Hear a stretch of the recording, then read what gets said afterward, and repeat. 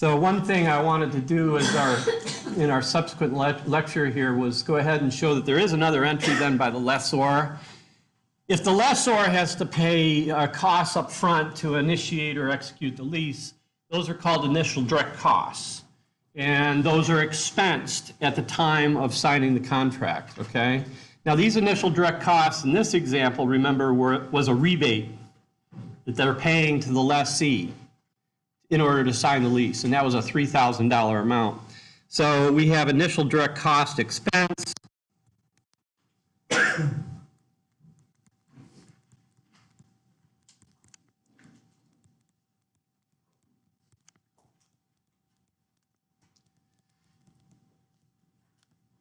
And cash for that amount, which was what, $3,000, right?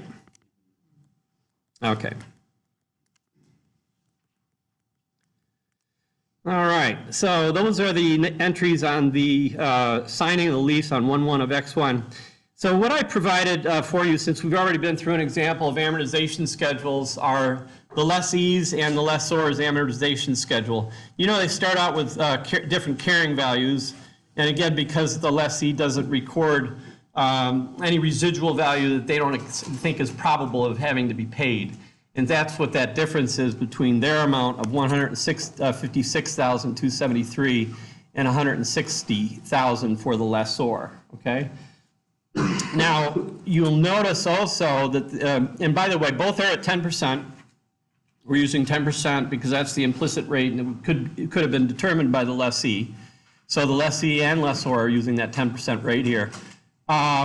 What was the rate if the lessee couldn't determine the implicit rate? What do we call that? The incremental borrowing rate, right? But the lessee's amortization schedule ends up with a liability at the end here of $2,000, which is the amount, again, that was probable that they're going to have to make up in terms of a residual deficiency. Guaranteed residual deficiency, whereas the lessor ends up with a full guaranteed, or even if it weren't guaranteed, it would still end up at $8,000 because the lessor records the receivable at the present value of the lease payments plus all of the residual, regardless of whether it's guaranteed or not, okay? And so they have a higher ending balance for their receivable than the lessee has for the liability at the end of the lease, okay? So if you go to the next page, I ask you to record the entries for both parties on 12/31 X1 and the next day 1/1 of X2. So we know we just presume that we have a calendar fiscal year, and so on 12/31, what are they going to make an adjusting entry for? What's the lessee going to make an adjusting entry for?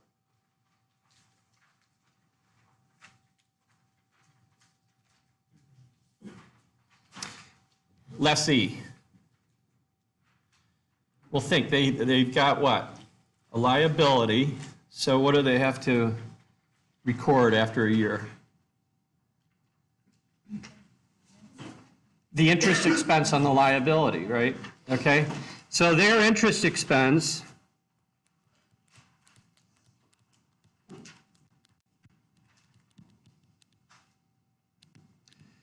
you could calculate it directly or just go back to this amortization schedule. The first year's interest amounts to $11,909, okay? So they're going to record that amount for interest, $11,909. And what do they credit?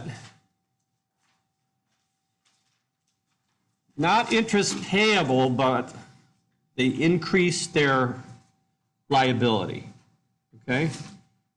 So it just, as I've said before, all liabilities grow by interest and they come down by payments. So your lease liability then is increased on this date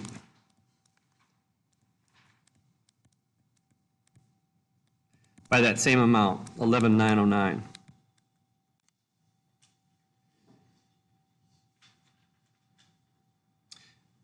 The lessor will do the kind of the mirror image thing on their receivable. So they're going to have their receivable go up by the interest But their interest is different, remember, because their amortization schedule is different. So after a year, their interest revenue is 12,282, okay, from the amortization schedule. Which again, we could have just computed as 10% of what the receivable balance was right after, on the initiation date. So 12,282. And credit interest revenue.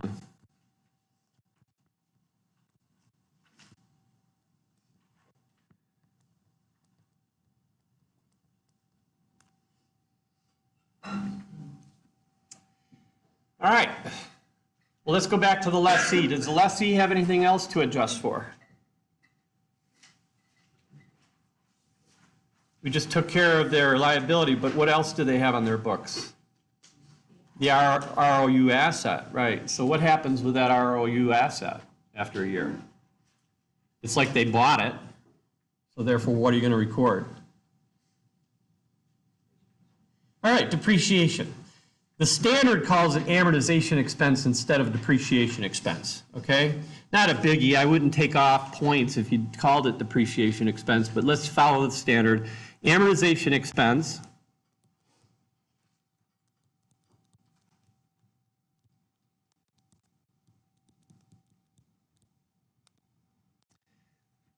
there is not a contra accumulated depreciation account. They write the asset down directly.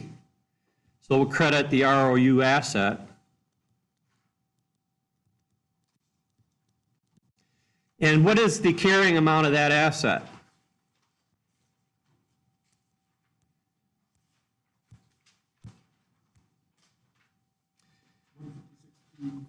Okay, 156,273.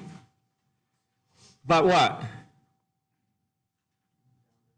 Remember it went down by 1,500? Why?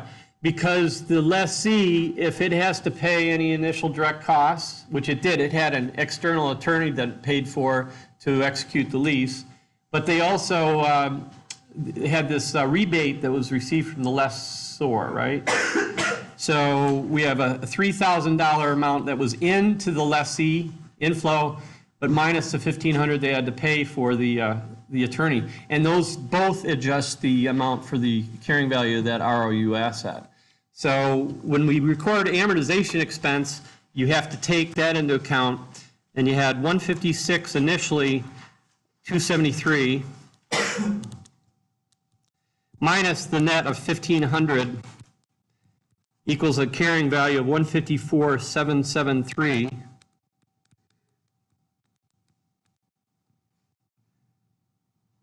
And that divided by how many years?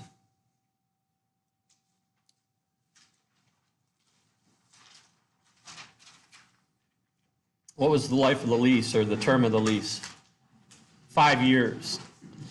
They don't take into account any residual value. The lessee does not take into account. They depreciate that fully or amortize it fully down to zero. So there's not going to be any residual value, even though there is.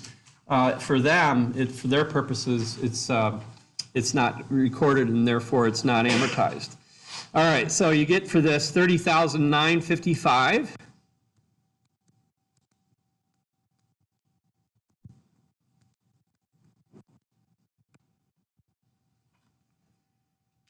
And that's our other adjusting journal entry, okay? Make sense? Now, does the lessor do anything with that amortization?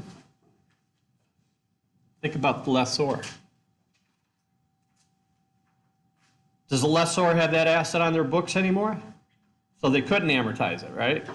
So that's not applicable as a image entry, okay? So that's on 12/31 of X1. The next day I also asked to be recorded, and that's 1/1 of X2.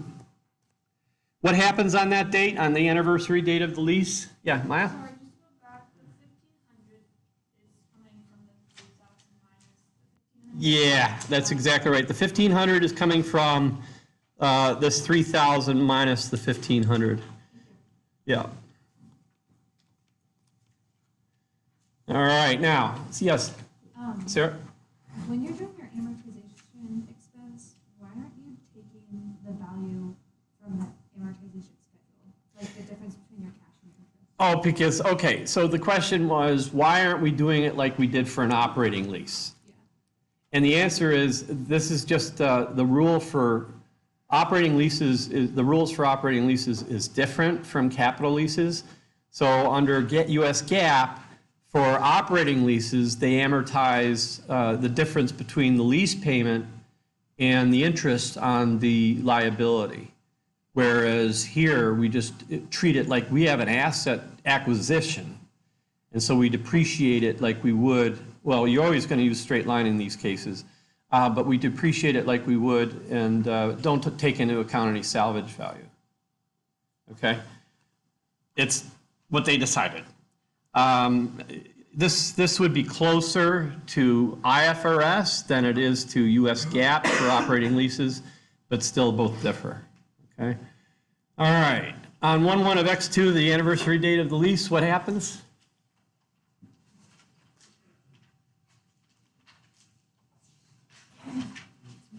There's a payment. So the lessee is going to make a payment, and what's debited for that? Lease liability, good. All right, so they're going to reduce the lease liability for the payment, which we know is $37,179, and credit cash.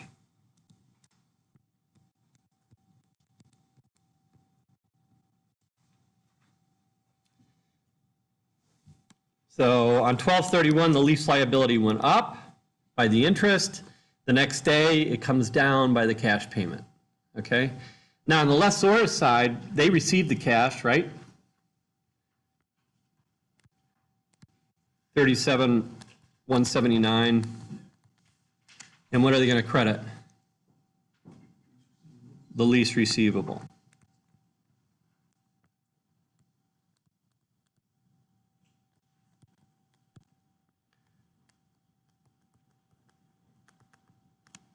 Good. So that takes us through the first year, basically. Any other questions before we go on? All right, guys. Now it says record the entries for the lessee and the lessor on January 1st of X6. This is the termination of the lease.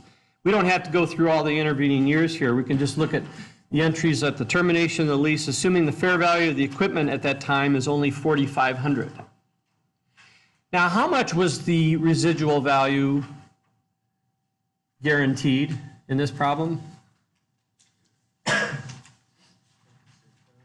Yeah, we have to recall the residual value that was guaranteed. Fully $8,000, wasn't it? So $8,000 was guaranteed, but the lessee only thought that they would have to pay $2,000 at the termination of the lease due to a residual value deficiency. You recall that? Now, what happens if the asset's only worth $4,500? They got to pay $3,500 to make up that difference of $4,500 to the $8,000 guarantee. But what is the value of their liability, or the carrying value of their liability at the close of the lease? It is $2,000. So they settle that liability on 1/1X6. So lease liability, you just remove its remaining balance, $2,000. If you skip the space, they're going to have to pay cash, as you just said. For how much? $8,000 minus the value of the asset, $4,500. So they're going to have to pay $3,500 cash. Well, what would be the difference, do you think? They're settling a liability that's $2,000, but they're paying cash of $3,500. They only expected they were probably going to have to pay $2,000. So what do you think this is going to be? It's a change in estimate, right? You don't retroactively go back and change things in the books. But what do you think that plug is there? It's a loss, right? So they're having to pay more than they thought they would to settle the liability. So it's a loss on residual value.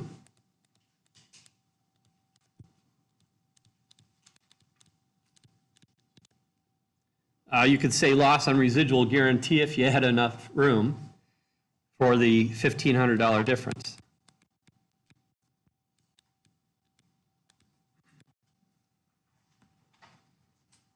Okay, see how that works? The lessor, on the other hand, has what for their balance in the receivable? At the end of the lease?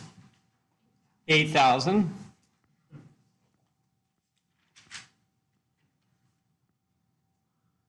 So what's going to happen for them, do you think? What are they going to debit? Cash? 3,500. You don't mind me asking questions first thing in the morning, do you? All right. So cash is 3,500. If you think about what they're going to settle then with that, is the lease receivable balance, which on their books at this point is 8,000. Is that a gain for them?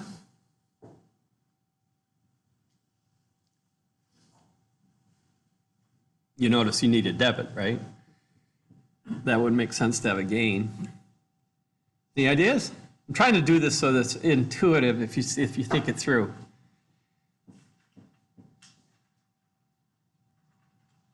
Kyle, did you have your hand up back there?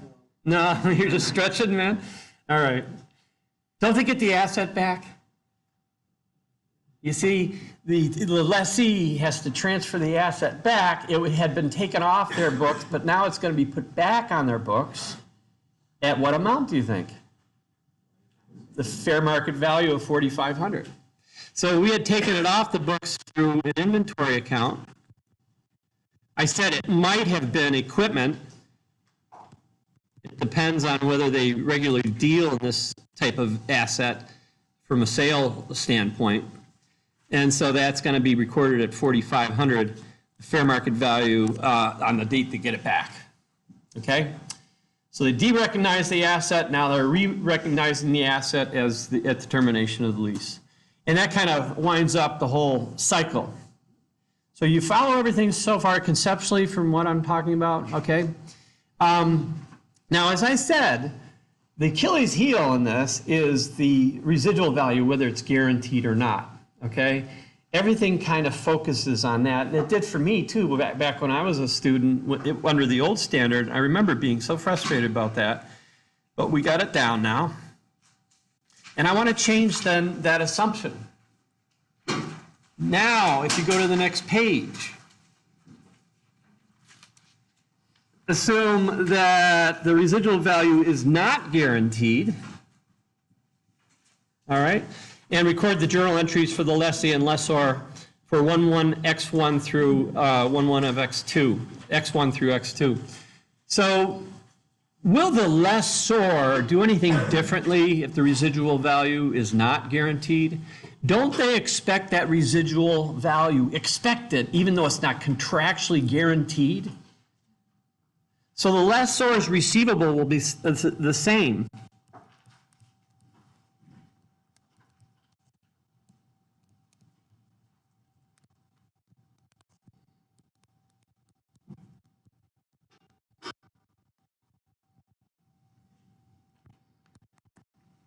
Which I mean by that is it's the present value of the lease payments of $37,179.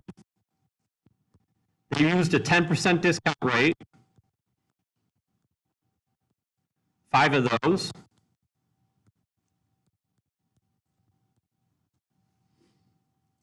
Annuity due.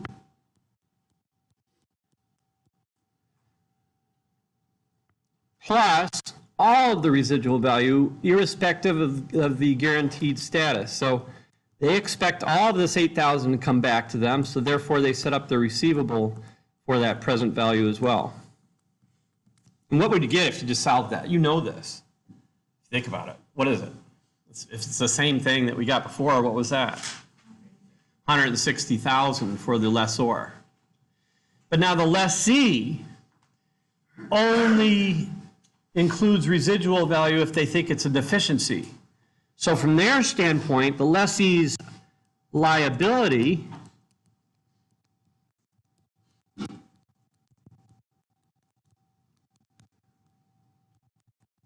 is limited to these lease payments of $37,179. That's it. So we discount those, 10% annual rate, 5 payments.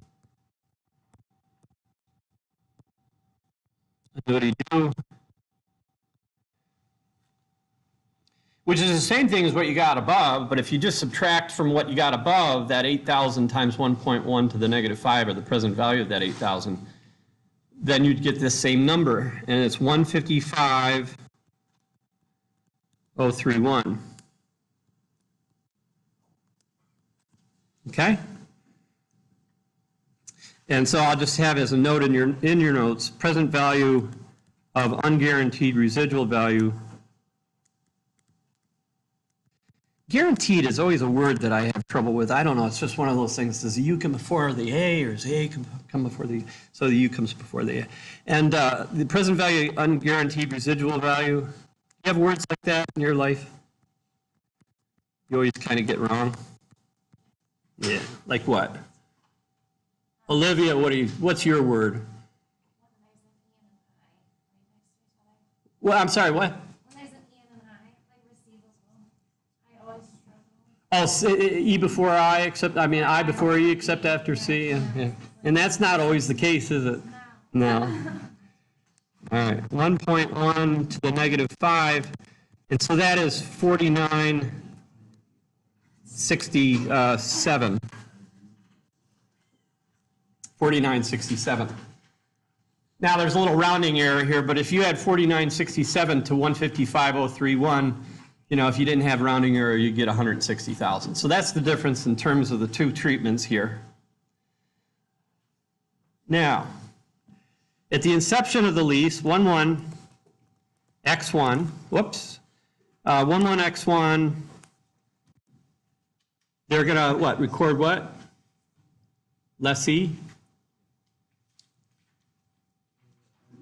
The asset, ROU asset.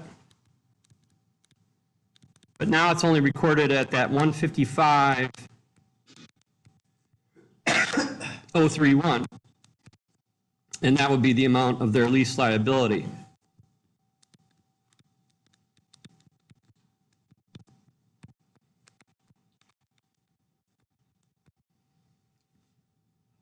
For the lessor, what did we do before? Lease receivable.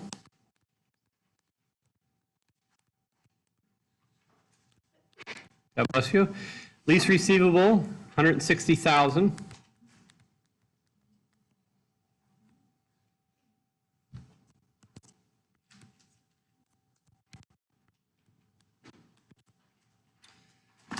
We recorded what? Sales revenue? But before you write that down, hold on. We recorded cost of goods sold. In my recording, I broke it out separately. So I'm just saying this for the recording here.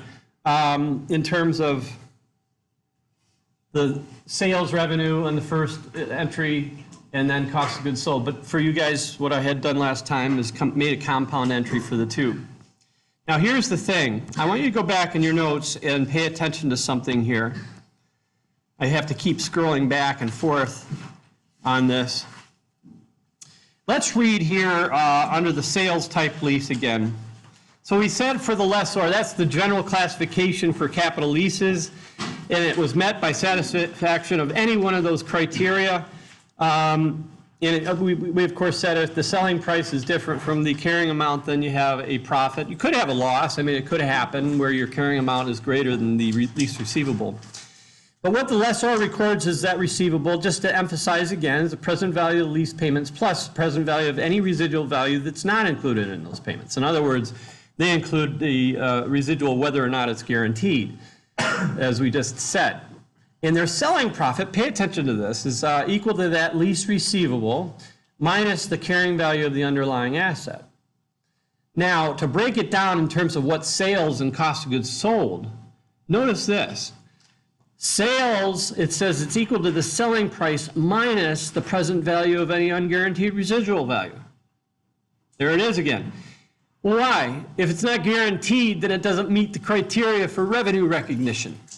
Remember what you had for revenue recognition criteria?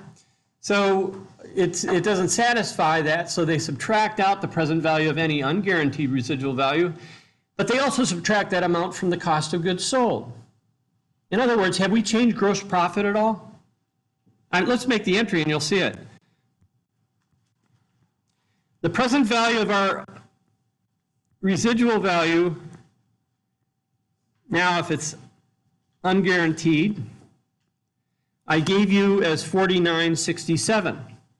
So we're going to make a compound entry. We have to do it compound now. Cost of goods sold. Well, what was the cost of that asset on their books? Remember? $150,000. But they subtract under the standard the 49.67 that was unguaranteed because it wasn't sold, you see. So that cost of goods sold is reduced to 145,033.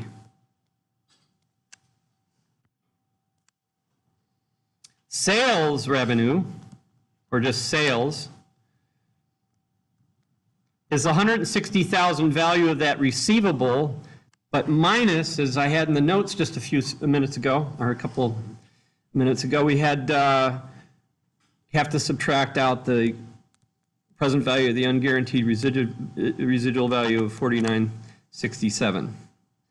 And so we get 155,033. It's just because of a rounding error. I just want to show that these really should be equal to the same thing. They are mathematically. It's just because of my rounding error in the computation. Okay? And they have to record what? For the cost of goods sold, the inventory, again, presuming that it is an item that they usually sell in their operations, of 150,000. And so that entry balances. You're subtracting both from the debit and the credit the same amount. So we have to make it a compound entry. We couldn't break it out as I did before in my previous video. Well, what else? They make a payment. That is, the lessee makes a payment. So they're going to reduce the liability dollar for dollar.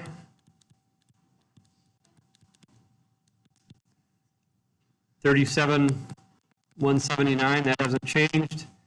Cash.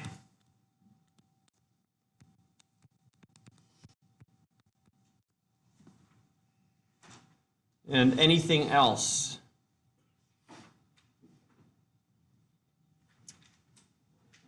They get the rebate, remember? They get the rebate, but they pay out $1,500 for attorney's fees. So the net cash received is at $3,000 minus the $1,500 is $1,500. And what do they credit? The asset. ROU asset.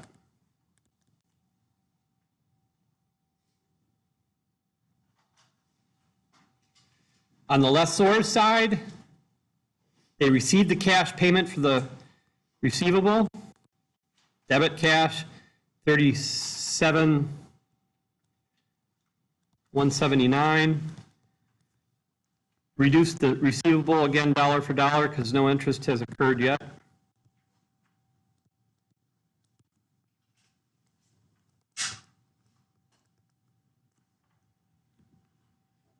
And then what else for the lessor?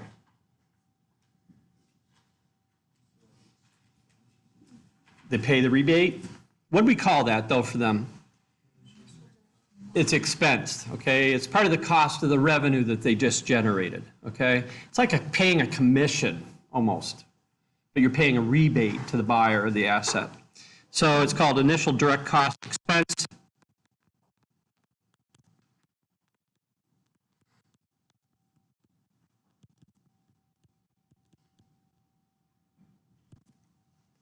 Credit cash of $3,000.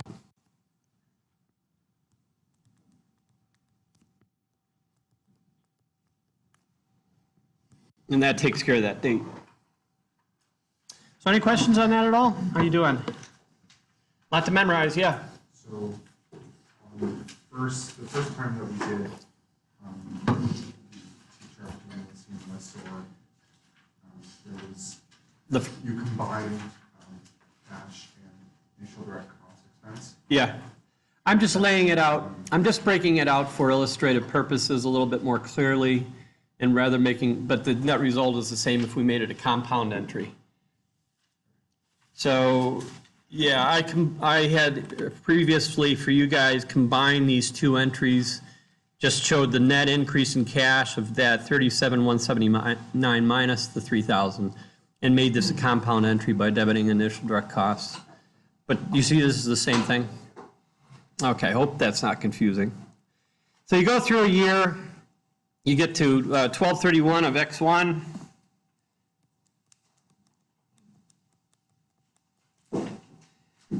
And you know that the lessee now makes two adjusting journal entries, one for interest expense, the other for amortization expense, right? So what is the interest expense?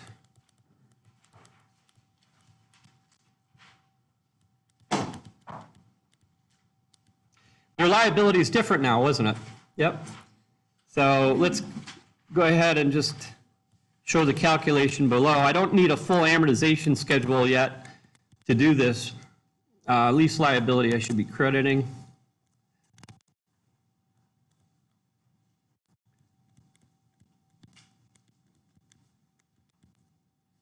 And just think about it, a year has gone by since their initial recording of that liability.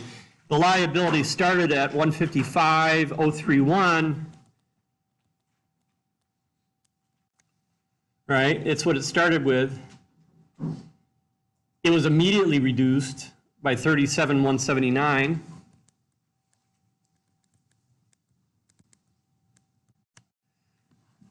So the carrying value of the liability on that lease inception date, the initial date of the lease, was that difference. And a year's gone by at 10%. So that would be the calculation of the amount of interest for the lessee. You get 11,785.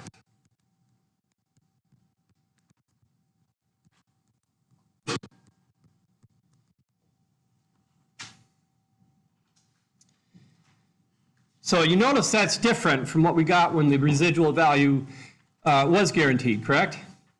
Okay, because the liability was different. But for the lessor, everything's the same. They treat the residual value as part of the receivable, regardless of whether it's guaranteed or not. So they're going to record the interest as an addition to the lease receivable.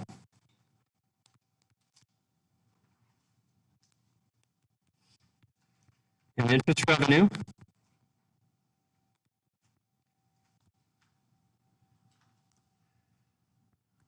Same as before. Because nothing changes for them with respect to that residual value guarantee. Okay? And we had from the amortization schedule and also our other journal entry, it was 12,282. So there's a lot of moving parts in this, and you have to keep them kind of systematically sequential so you don't forget something, right? But what else does the lessee do? Again, they recorded interest expense. What else do they do? The amortization expense on the asset.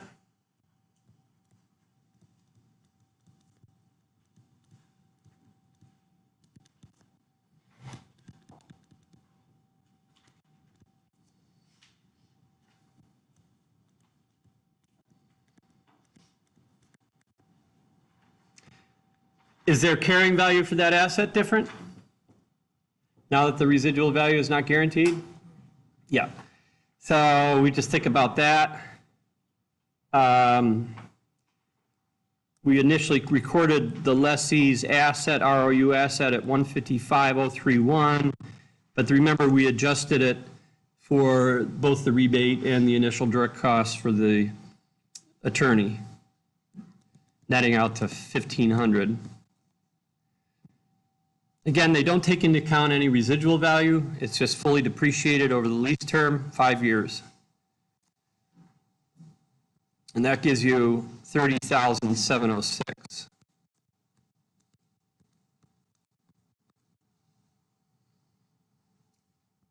On the lessor side, it's not applicable, so we don't have any counter entry for them. In the next day, 1/1 of X2,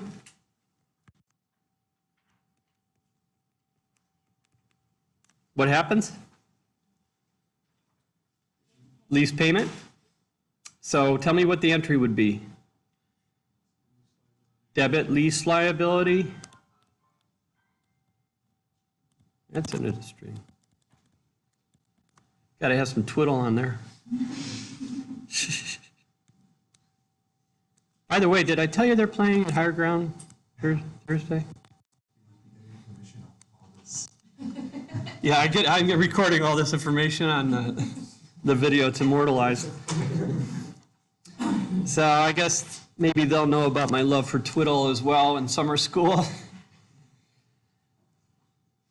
I really do love them. Okay, so cash payment is made, 37,179. Okay. And on the lessor's side, it's just the mirror image of this. They receive the cash. And that completes the 1 year cycle.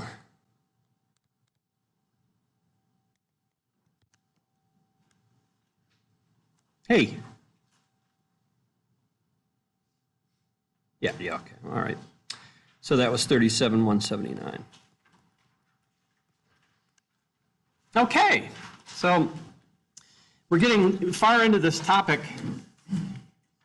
I do then on the next page give you, just because it would be a lot of time to do, but I think you understand now that an amortization schedule is going to again look different for the lessee than it is for the lessor. But notice now that the receivable is their liability starts out at 155. And what happens? Do they end up with 2,000 like we did before? No, they didn't record that as part of the liability, so it goes down to 0. Well, that has implications for what happens when the lease terminates. Okay, so it says record the entries for the lessee and lessor on January 1st, X6, the termination of the lease, assuming the fair value of the equipment at that time is only $4,500. The residual value is not guaranteed. So on this date, 1/1/X6, the final anniversary date, think about this. The lessee, what is on their books that remains on this lease? Is there any liability that remains? No, it's 0. Is there any asset that remains? No, it's 0. We fully amortized it down to 0. So do you think the lessee will make any entry at the termination of the lease? Its accounts are already zeroed out, right? So no journal entry. Both the ROU asset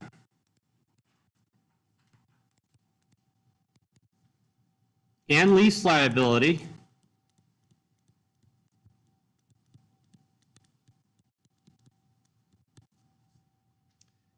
have been fully written off.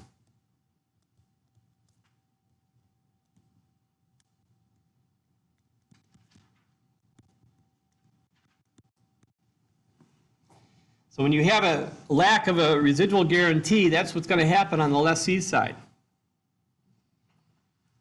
Lessor, however, what? What's the value of their receivable? This wasn't the lessor here, but what was the value of their receivable? Have to go way back. We said it didn't change, right? So the lessor has a receivable balance of $8,000, don't they? It's this amount here, at the termination of the lease. That's what their balance is in the receivable.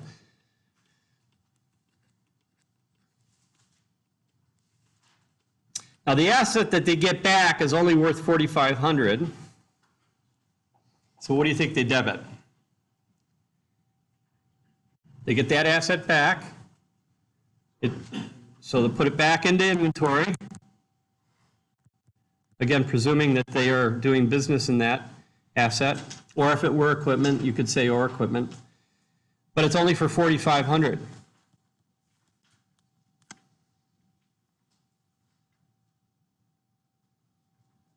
If you skip a space, what else do we have to take off the books on the lessor side?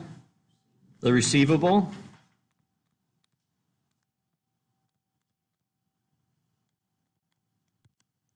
$8,000.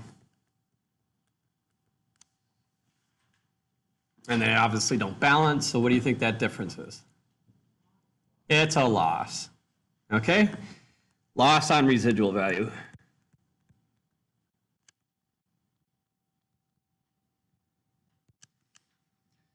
Plug. 3,500.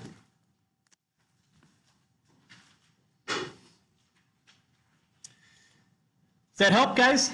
Help you understand what's going on in this? Are you reading the text? So, yeah, I saw that they do have the new standard certainly in the text.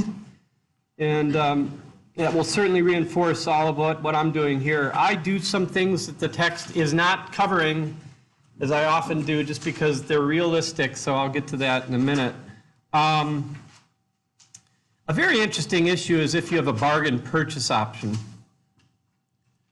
So that's my first additional issue I want to discuss. If there is a clause in the lease that permits the lessee to buy the asset at such favorable terms that it's reasonably assured, that's the wording, that it's reasonably assured that they're going to exercise that. And it's like I said before, you take advantage of bargains in your life, you will presume that the lessee is going to take the bargain, okay? How do you know it on an exam? Well, you smell it, you look at it, and you say, is that so different from the fair market value? Now, we know at the end of the lease, the asset's worth, at least the expected value is $8,000, right? Say yes. Okay, the expected value of that asset is $8,000.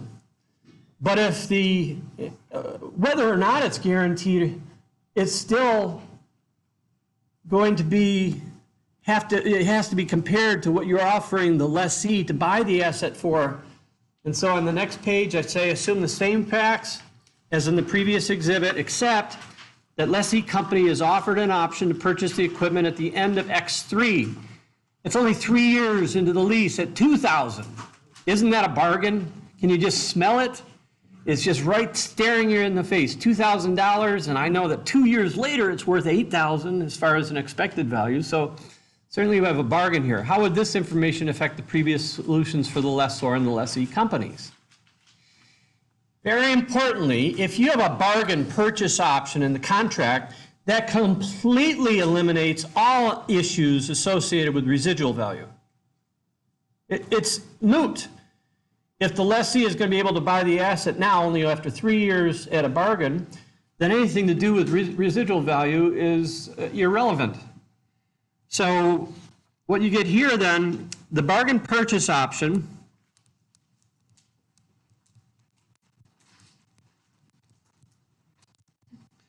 now to say which is clear,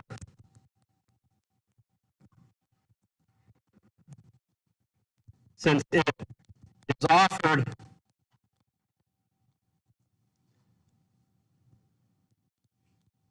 for $2,000 sale after only 3 years,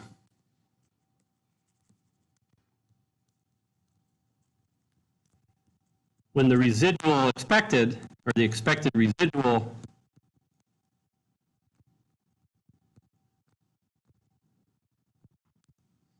is 8,000 after 5 years.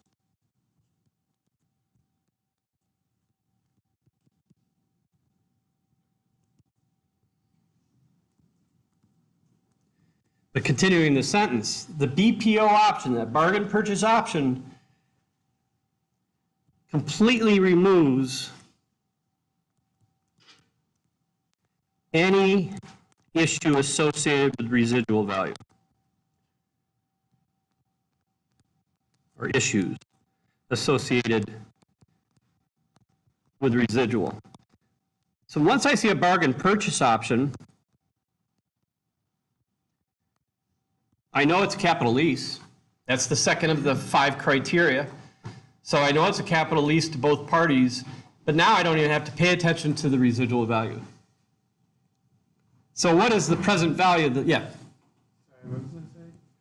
Okay, let's read it, make sure I didn't write it wrong. The BPO option, which is clear since it is offered for $2,000 sale after only 3 years when the expected residual is $8,000 after 5 years, completely, oh, yeah.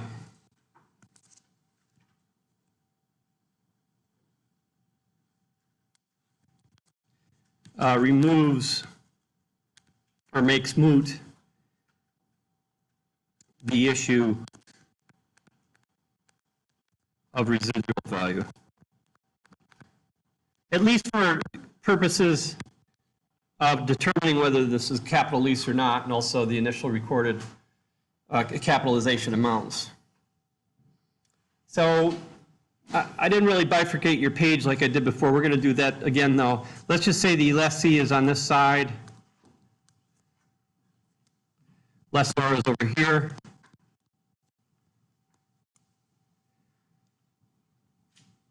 And think about this. What is the present value of the lease payments now? We haven't changed the payments themselves. They're still $37,179. But how long are you going to make those payments? How long is the lessee going to make those payments? 3 years and then buy the asset, right? Now, the bargain purchase option is included by definition. If you went back to the definition of what's included in the lease payments, it's the bargain purchase option that would be included, okay? So the present value of lease, or the capitalized amount, is different for both parties. Present value of lease would be the $37,179.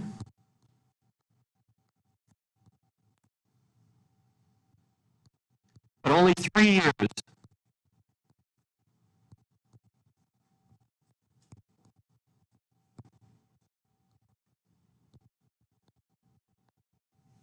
So that's the annuity due for 3 years. Should I do anything more?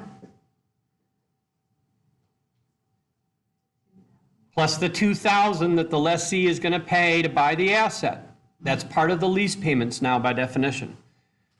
Plus $2,000 discounted back at 10% for 3 years.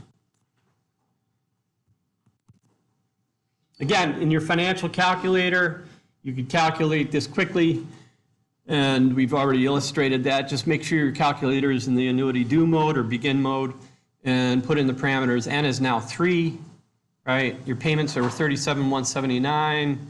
Your future value would be $2,000, but then you hit PV for that, right? Follow? And you get 103,207.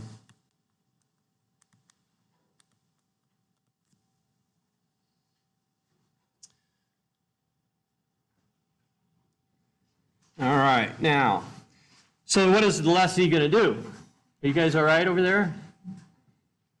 Keep me posted if you have questions. So what is the lessee going to do on this date? This is 1/1 of X1. Record the asset.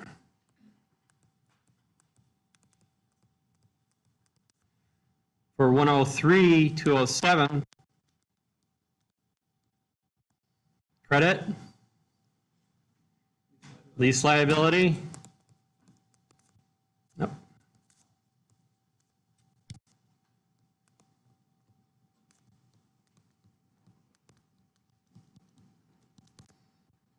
103,207. They immediately receive, I'm sorry, they're going to pay cash.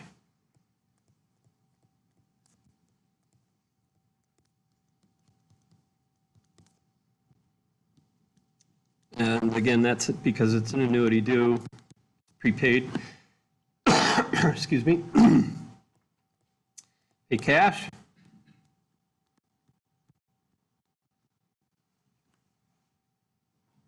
Anything else? Did we change any information regarding the rebate or the attorney's fees? No. So cash, you receive 3,000, but you pay out 1,500 again. So net of 1,500 in. Credit. ROU asset. Have you guys ever done what I said earlier about what I did? I should put this on pause. What amount then would the lessee record as depreciation? Or how would they calculate depreciation now? Amortization expense. The 103,207 and minus the 1,500. Do you think it would be divided by 3? Because they're going to own the asset after 3 years, you see. They're going to continue to use that asset. So over what period of time? What's the expected useful life? I probably should have put that in here. Expected useful life was what? So lessee, yeah, would depreciate or amortize 103,207 minus the 1,500,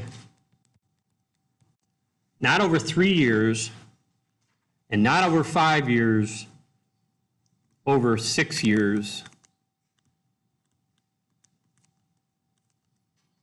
Its estimated useful life.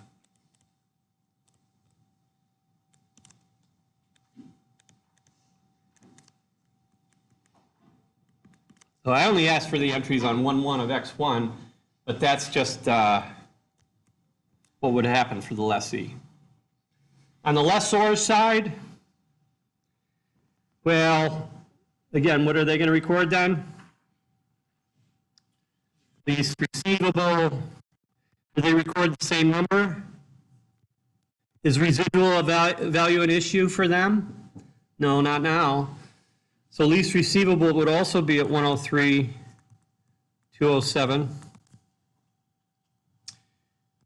Again, we could make this a compound entry for cost of goods sold, 150,000. Sales and inventory would be reduced by that 150,000. But what would sales revenue be? Yeah, sales revenue is 103,207.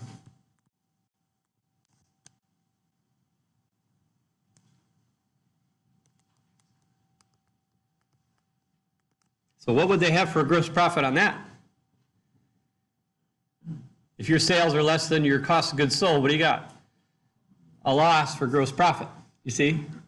So they'd record a loss. Now, I'm just finessing the issue of why they would ever do this, but it could happen.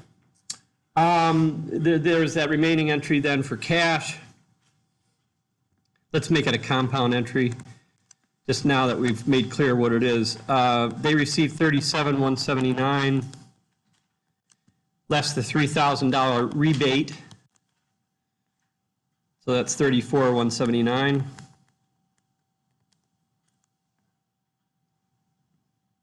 They record initial direct cost expense.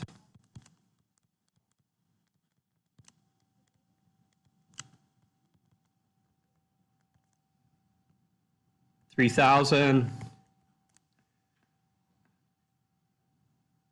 And lease receivable.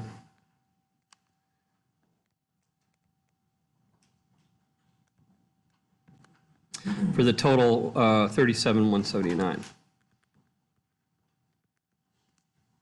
So I'm just making that a compound entry. So questions on that? Okay.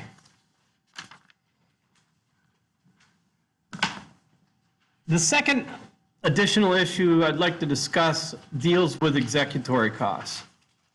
Now, I'm just going to talk conceptually today, and then we'll get into a problem next Tuesday on this, or Thursday on this.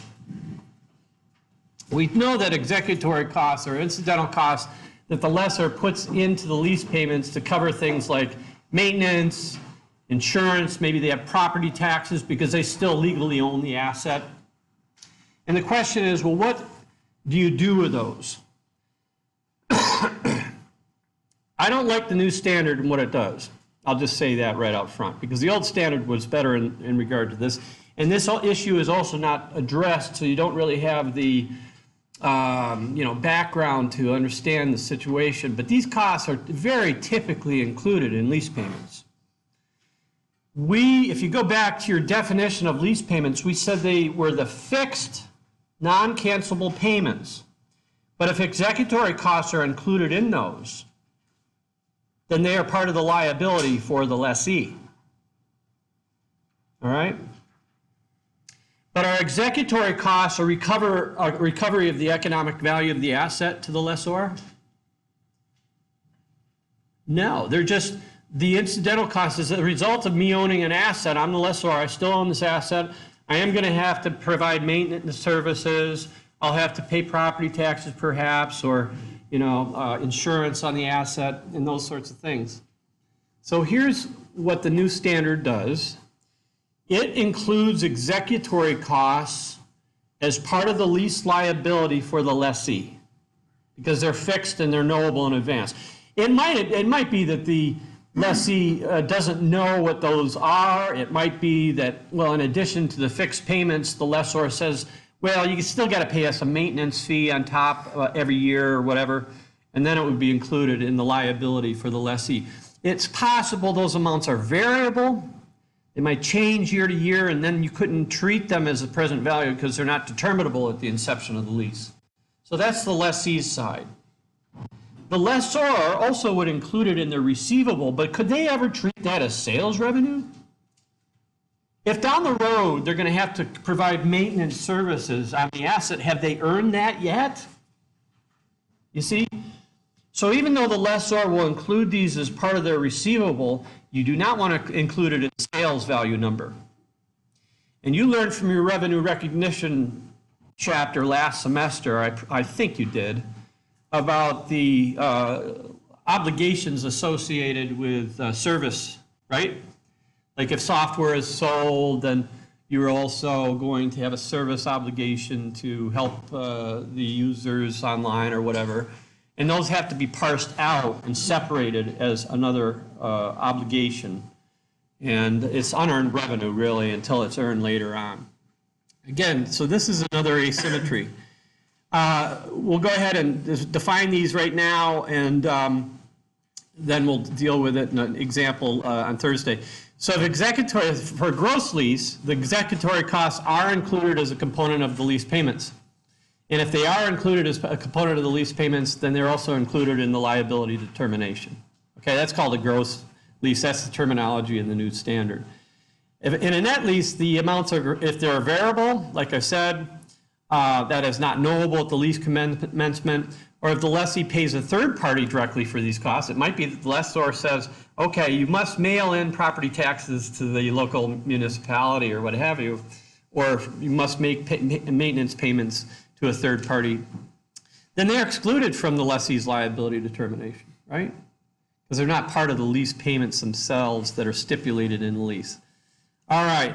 I will cut it off there. I think it's a good stopping point. And you guys continue to work on this chapter, all the memorization issues. Go over the problems that we discussed and try to do them on your own without looking at your notes. See how that goes, okay?